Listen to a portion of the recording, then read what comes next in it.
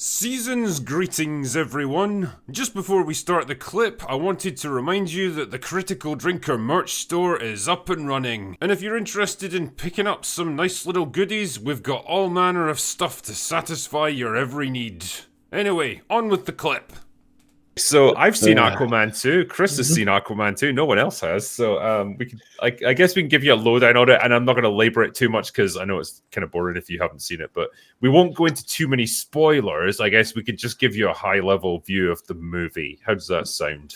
Sounds good. And you know, you say I haven't seen it. If I wasn't needing to review it, I would not see it because it looks I would either. Like crap. Yeah.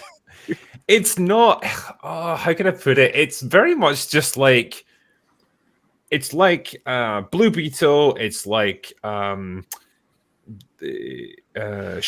2. It's like Black Adam. It's essentially like a pretty inoffensive, bland, generic comic book superhero movie. That's really what it is. With those films, it sounds like absolute crap if it's like those ones. Kind of. Yeah, like it doesn't...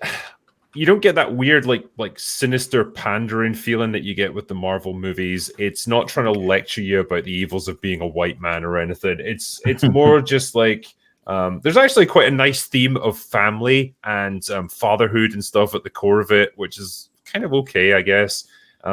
It's just the implementation that's the problem. You can tell nobody's heart's really is in it. It just feels like a film that was made to fill a release schedule. No one seems to care that much about it. Like Jason Momoa seems pretty checked out most of the time. The CGI looks okay, I guess.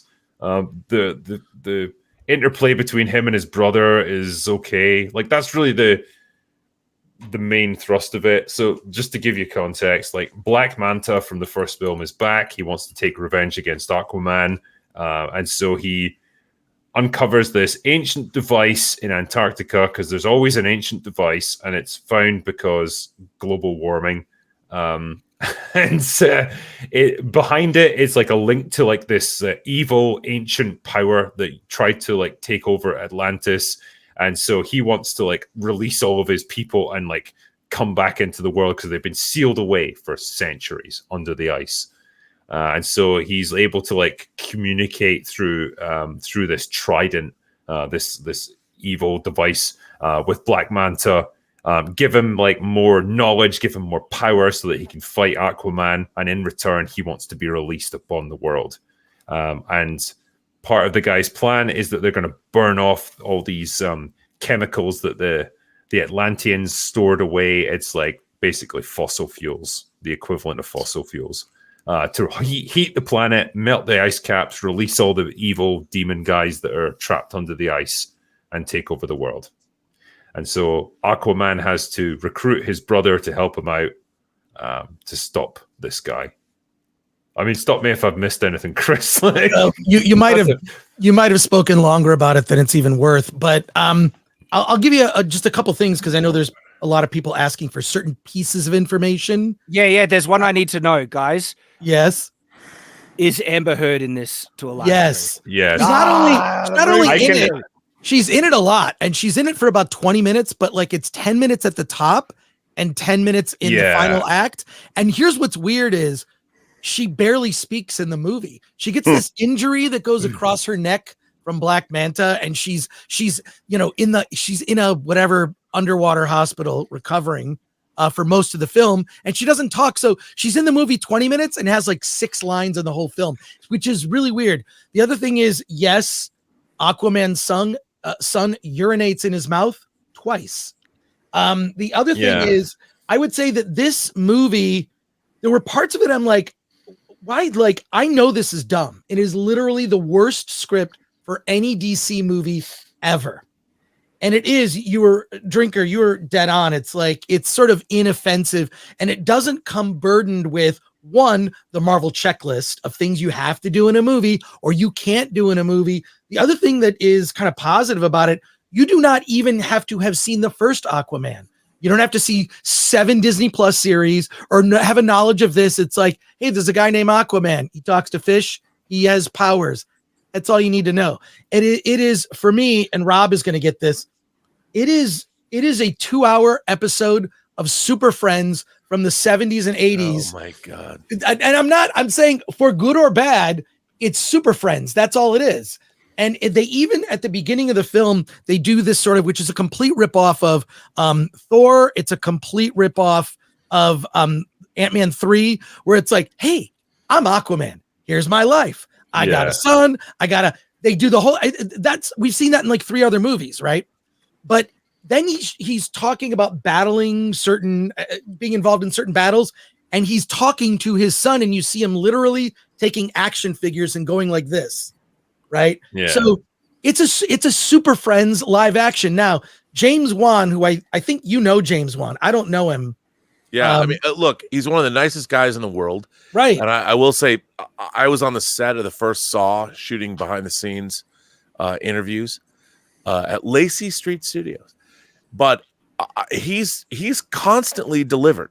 You know, he went back to his roots and did the first Insidious movie for like $900,000 and became a huge hit. I mean, James Wan is the spirit of independent film that transitioned and made Furious 7. And now he's doing, you know, he made $1 billion with Aquaman. So he's lived in both worlds. Yeah, and also involved in a lot of other horror properties as well. Yeah.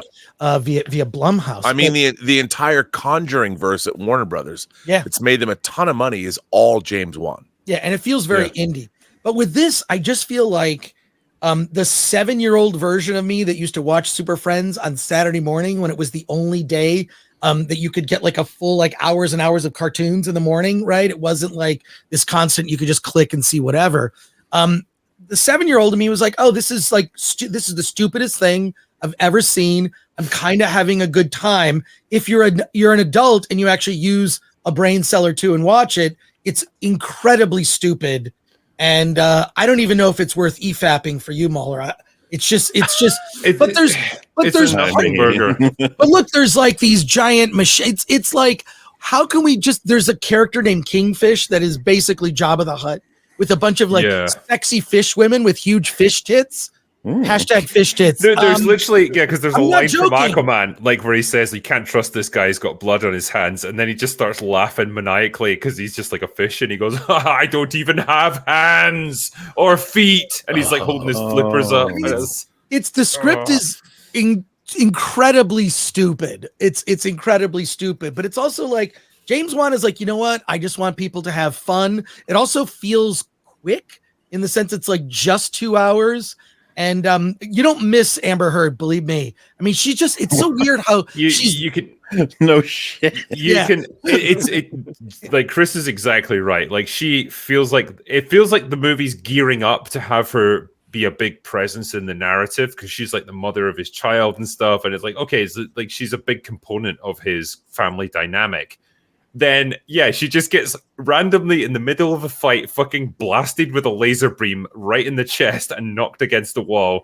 And then she just vanishes from the movie from the next hour. She's just not in it. And you can tell she was just edited the fuck out of that film. Like, she was doing lots of stuff before that. But and then she comes back, and like you say, she barely talks. Right. She barely talks. And I think what you're seeing on screen is a fucking AI of Amber Heard. It's not even her. Yeah. Could be.